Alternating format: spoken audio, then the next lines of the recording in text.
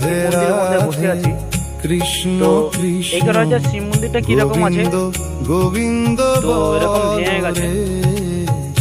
এই ঘাটটা ছিল ওই বেনাকাছুর যেখানটা আছে না, বেনাকাছুরটা ওখানে থেকেই আমাদের ঘাটটা ছিল। গোবিন্দ বলে রাধে গোবিন্দ গোবিন্দ ভাঙতে আজকে এই পজিশনে এসেছে। তো আমরা কিছু চাইছি না, কোনো বিষয় নিয়ে আমাদের লক্ষ্য চাইছিল। যখন বিজেপি যখন তৈরি যখন হচ্ছে, তো এই যে ব্রিজটা দেখা যাচ্ছে, ব্রিজটার উপরে কিন্তু আমাদের কৃষ্ণ কৃষ্ণ। এখন ব্যাপারটা কি হচ্ছে, এখন যখন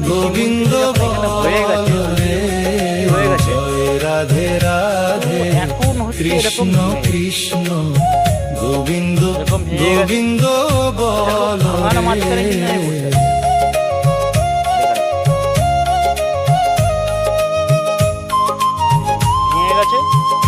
এখন ভেঙে গেছে। এই ভাঙার মাঝখানে আমি আছি, এখন চিরপাট ধরে গেছে। এটা কখন ভেঙে যাবে তার কোনো একদম তুলনা নেই, কখন ভেঙে যাবে।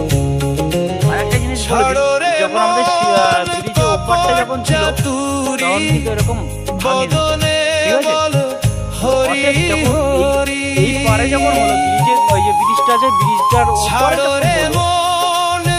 এটা কিন্তু এইভাবে ভাঙতে শুরু। এখন এই যদি নিচে নাবি এইভাবে পাটা দিয়ে নাবি, আমি হুড়কে কিন্তু জলে আমি চাইছি তো বিজেপির তরফ থেকে যখন এই মন্দিরটা যখন নির্মাণ করেছিল, কিভাবে নির্মাণটা করেছিল, ভাঙাভাবে মানে কোনো ইয়ে থাকবে না। তারপরে আমাদের শিব মন্দিরটা এইভাবে ভেঙে যাচ্ছে আস্তে আস্তে, দেখছেন তো। মানে একটা বর্ষা যদি চলে আসে তাহলে ওইখান থেকে ভাঙা শুরু হয়ে যাবে। এই যে গোবিন্দ গোবিন্দ কিন্তু ফাটল শুরু হয়ে গেল, এই যে ফাটল, এইভাবে কিন্তু ফাটলটা কিন্তু শুরু হয়ে গেছে অলরেডি। তাহলে আর এক বছর যাওয়ার সাথে সাথে কিন্তু এই শিব মন্দিরটাকে কিন্তু আর থাকবে না।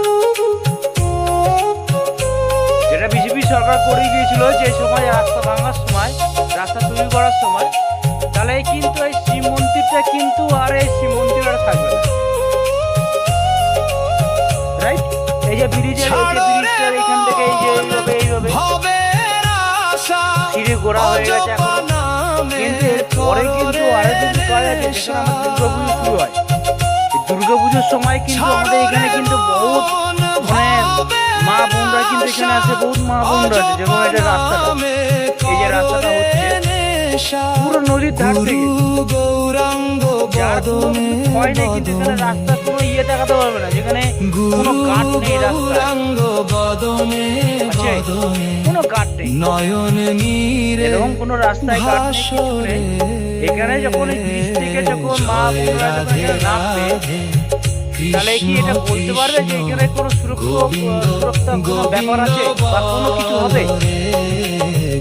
যে এখন যে একটা পোল আছে যেরকম সব ভেঙে পড়ে গেছে, এই যে জিনিসটা দেখা যাচ্ছে যেটা ভেঙে পড়ে গেছে, তাই না?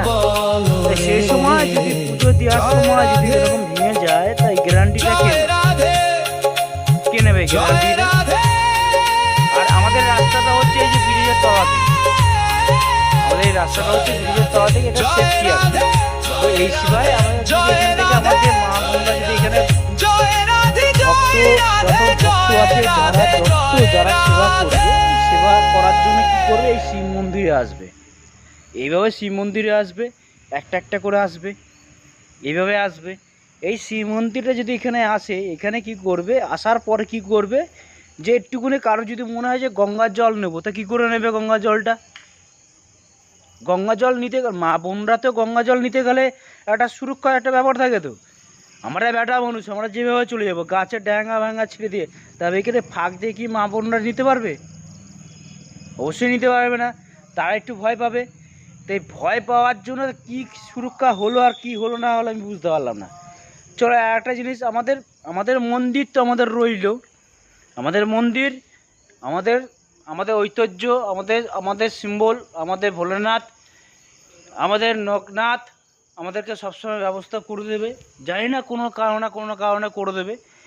তো এই হচ্ছে আমাদের ভোলেনাথের একটা আশ্রম।